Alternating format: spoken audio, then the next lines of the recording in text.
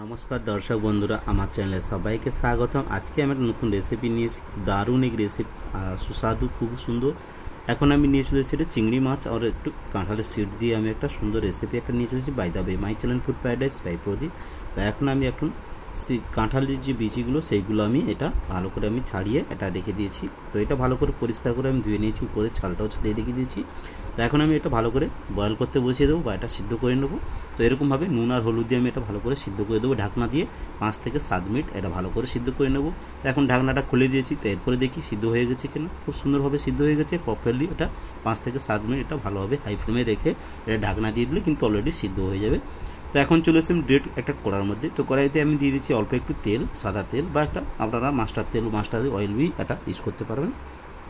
তো এরই মধ্যে আমি দিয়ে দিচ্ছি আলু, আর একটু আলু না দিলে কেমন লাগে তার জন্য একটু আলু, আর আমি দিয়ে দিচ্ছি হলুদ আর নুনটা দিয়ে দিচ্ছি তা অতি তাড়াতাড়ি, যাতে আলুটা একটু জাস্ট একটু আধা মারা একটু হয়ে যায়। তাও একটু ভালোভাবে হয়ে গেলে তো এরকমভাবে আমি একটু নেড়ে চেড়ে একটু ভালো রোস্ট করে নেওয়ার পরে আমি এটা নামিয়ে নিচ্ছি। তো এরকমভাবে অর্ধেক আমি নাড়ানোর পরে তারপরে ওই কড়াইয়ের মধ্যে আমি একটু তেল দিয়ে দিচ্ছি, সরষের তেল। তো এর মধ্যে মিক্স করে নেবো সাদা তেলের মধ্যে। তো এটা ভালো করে মিক্স করার পরে এটা দিয়ে দিচ্ছি আমি অল্প একটু তেজপাতা একটা দিয়ে দিচ্ছি আমি জিরে, আর একটু দিয়ে দিচ্ছি আমি 2-1টা এলাচ দিয়ে দিয়েছি। তো এটা ভালো করে আমি রোস্ট করে নিচ্ছি। তো নেওয়ার পরে আমি দিয়ে দিয়েছি কুচনো রাখা পেঁয়াজ। তো কুচনো রাখা পেঁয়াজটা আমি দিয়ে দিয়েছি 2খানা। তো এটা যাতে একটু গ্রেভি বানাবো, তো এটা দিয়ে দিয়েছি 2খানা পেঁয়াজ দিয়ে এটা ভালোভাবে এটা মশলাটা বানাবো আমি। তো এরকমভাবে আমি এটা রোস্ট করে ছেড়ে দেবো। রোস্ট করার জন্য আমি একটু 2 থেকে 5 মিনিট এটাতে ভালোভাবে আমি এটা নেড়ে ছেড়ে এটাতে রোস্ট করে নেবো। দেখুন এরকমভাবে রোস্ট হয়ে গেছে। তো এরকমভাবে রোস্ট হওয়ার পরে আমি প্রথমে দিয়ে দিচ্ছি আমি টমাটো। তো কুচিয়ে রাখা টমাটো একটা এরকমভাবে পিস করে আমি ফাইনভাবে রেখে দেওয়ার পরে আমি এটা ভালোভাবে পিস করে নিচ্ছি। তো এটাতে টমাটোটা তাড়াতাড়ি গলে যায়। তো এরপর আমি দিয়ে দিচ্ছি তাড়াতাড়ি অতিরিক্ত গলে যাওয়ার জন্য আমি দিয়ে দিচ্ছি অল্প একটু পরিমাণ লবণটা ভালো করে মিক্স করে দেওয়ার পরে আমি দেখুন টমাটোটা কিন্তু 1 মিনিটের মধ্যে গলে যাবে এটা। তো এখন এরকমভাবে নেড়ে চেড়ে আমি এটা ভালো করে মিক্স করে নিচ্ছি। এরপরে আমি দিয়ে দেবো এটাতে আদা রসুনের পেস্ট। এটা সুন্দরভাবে মিক্স হওয়ার পরে আমি দিয়ে দিচ্ছি আদা রসুনের পেস্টটা দিয়ে দিচ্ছি। তো এটা 2 চামচ আমি দিয়েছি যাতে একটু বেশি, কারণ এটা ভালো করে আমি মিক্স করে নেবো। এটাতে মিক্স করে ভালো করে আমি এটা এদিক ওদিক করে ভালো করে এটা ভালো করে মিক্স করে নেবো, তাতেক্ষণ না তেলটা বেরিয়ে চলে আসে। আমি এটা ভালো করে মিক্স করে নিচ্ছি। আর গ্যাসের ওভেনটা কিন্তু একদম আমি হাই ফ্লেমে রেখে দিয়েছি। তো এটা ভালো করে মিক্স করে নিচ্ছি। মিক্স করার পরে আমি এটা এরকমভাবে রেখে দিয়েছি। এরপরে আমি মশলা কিছু আমি অ্যাড করব। তো মশলা আমি ওই দিয়ে দিচ্ছি প্রথমে হলুদ গুঁড়ো 1 চামচ, আর ঝালের জন্য দিয়ে দিচ্ছি আমি 1 চামচ লঙ্কা গুঁড়ো। তারপরে আমি দিয়ে দেবো ধনে পাউডার, আমি দিয়ে দিচ্ছি 1.5 চামচ। তো এটাতে 1 চামচ আর আধা চামচ দিয়েছি আমি। এরপর আমি দিয়ে দিচ্ছি আর 1 চামচ দিয়ে দিচ্ছি আমি কাশ্মীরি লাল চিলি পাউডার দিয়ে দিচ্ছি কালারের জন্য। তো এখন আমি ভালো করে এটা ভালো করে সব মিশ্রণগুলো আমি একটু রেডি করে নেবো। এরকমভাবে নেড়ে ছেড়ে মিক্স করে নিচ্ছি। তা অল্প একটু জল দিয়ে দেবো যাতে গুঁড়ো মশলাগুলো আমি দিয়েছি সেগুলো একসঙ্গে সবগুলো মিক্স হয়ে যায়। তো অল্প একটু জল দিয়ে আমি এটা ভালো করে নেড়ে ছেড়ে এটা মিক্স করে নেবো। যতক্ষণ না তেলটা বেরিয়ে চলে আসে ততক্ষণ অবধি এটা নেড়ে ছেড়ে ভালো করে মিক্স করে আমি এটাতে কড়ার মধ্যে আমি নেড়ে নেবো। তো এখন এটা আমি নেড়ে নিয়েছি। তো এরপরে আমি একটু জিরে পাউডার দিয়ে দিচ্ছি। তো একটু গুঁড়ো জিরে পাউডার, এমনি সাধারণ জিরে পাউডার যেগুলো সেগুলো দিয়ে দেবেন, না ভেজে রাখবেন না কিছু, এরকমভাবে একটু কাঁচা গুঁড়ো পাউডার দিয়ে দেবেন। তো এরপর আমি মশলাটা কিন্তু দেখুন তেলটাও কিন্তু ছেড়ে গেছে। এরপর আমি উপর দিয়ে দিয়েছি আমি একটু চিংড়ি মাছ নুন হলুদ মেখে রেখে দিয়েছিলাম ছাড়িয়ে। তো এটা সবগুলো চিংড়ি মাছ আমি এখন সবগুলো আমি দিয়ে দিচ্ছি। তো এটা যতক্ষণ ছিল যেটুকুন ছিল সেইটুকুন আমি দিয়ে দিচ্ছি, কারণ এটা আমি নিয়েছিলাম 500 গ্রাম। তো 500 গ্রাম এটা সব কিছু ছাড়িয়ে দিয়েছিলাম। তারপরে এটা হয়েছে 350 গ্রাম হয়ে গেছে। তো এটা এরপরে দেওয়ার পরে আমি এটা ভালো মশলার সঙ্গে এটা ভালো করে মিক্স করে নেব। তো এটা এরকমভাবে ভালো করে মিক্স করে এক জায়গায় আমি রেখে দেবো। মশলাটা কিন্তু অলরেডি ড্রাই হয়ে গেছে। তো এটার মধ্যে চিংড়ি মাছটা যেহেতু দিয়েছি তো এটাতে জল ছেড়ে যাবে। তো এটার মধ্যে এরকম করে আমি রেখে তো এটার মধ্যে আমি একটু ঢাকনা দিয়ে দেবো। তো এটা ঢাকনা দিয়ে আমি বানাবো, আর চিংড়ি মাছটা যত তাড়াতাড়ি যাতে হয়ে যায়। তো এরকমভাবে গোল্ডেন কালারও হয়ে যাবে, আর চিংড়ি মাছটা একটু ঢাকনা দিয়ে দিলে কিন্তু অতি তাড়াতাড়ি এটা খুব সুন্দরভাবে এটা রেডি হয়ে যাবে।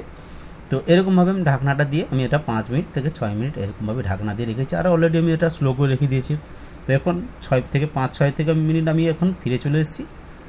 দেখুন তেলটা কি সুন্দর বেরিয়েছে, আর কালারটাও খুব সুন্দর লোভনীয় হয়ে গেছে। এটা জলটা বেরিয়ে চিংড়ি মাছের কিন্তু এটা কালারটাও চেঞ্জ হয়ে গেছে।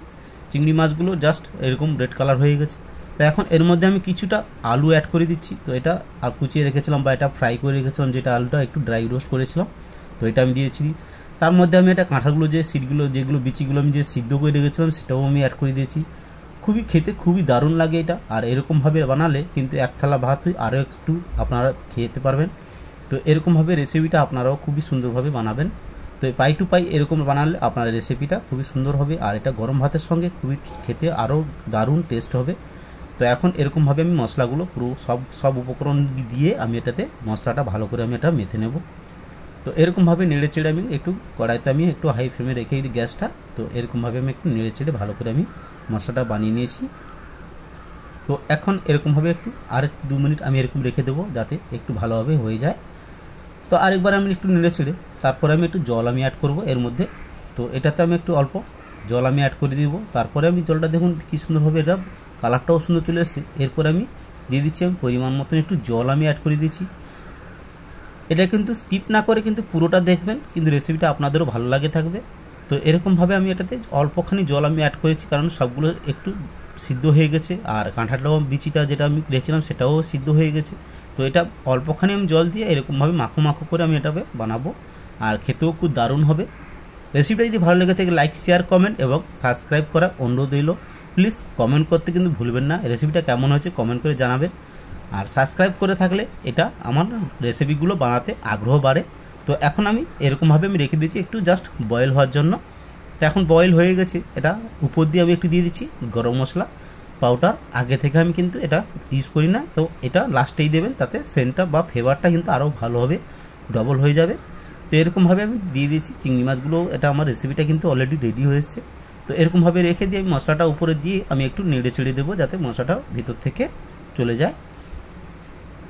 তো সাইড দিয়ে আমি এটা নেড়ে চেড়ে ভালো করে আমি এটাতে সবগুলো উপকরণগুলো আমি এটার মধ্যে দেখিয়ে দিচ্ছি। আর দেখুন সবগুলো একসঙ্গে আমি সিদ্ধ হয়ে গেছে সবগুলো। তো এখন আমার রেসিপিটা কিন্তু অলরেডি আমার রেডি হয়ে এসছে। তো আর একটুখানি 2 থেকে 3 মিনিট আমি এটাতে ভালো করে বয়েল করে নিচ্ছি। তো এরকমভাবে বয়েল করে আমি এটাতে জাস্ট আমি এই গ্যাসের মধ্যে আমি ছেড়ে দেবো। কালারটাও সুন্দর লোভনীয় এসেছে। তো এখন আমার এটা রেডি হয়ে গেছে রেসিপিটা। তো এখন আমি এটাতে গ্যাসটা কিন্তু আমি অফ করে দিয়েছি। দেখুন কি সুন্দর লেগেছে। তো এরকমভাবে রেসিপিটা আপনারা বানালে আপনাদের রেসিপিটা খুবই ভালো হবে। Thank you. ফিরছি পরবর্তী রেসিপি নিয়ে। ভালো থাক, সুস্থ থাকবেন, হেলদি খাবেন আর হেলদি থাকবেন। Thank you.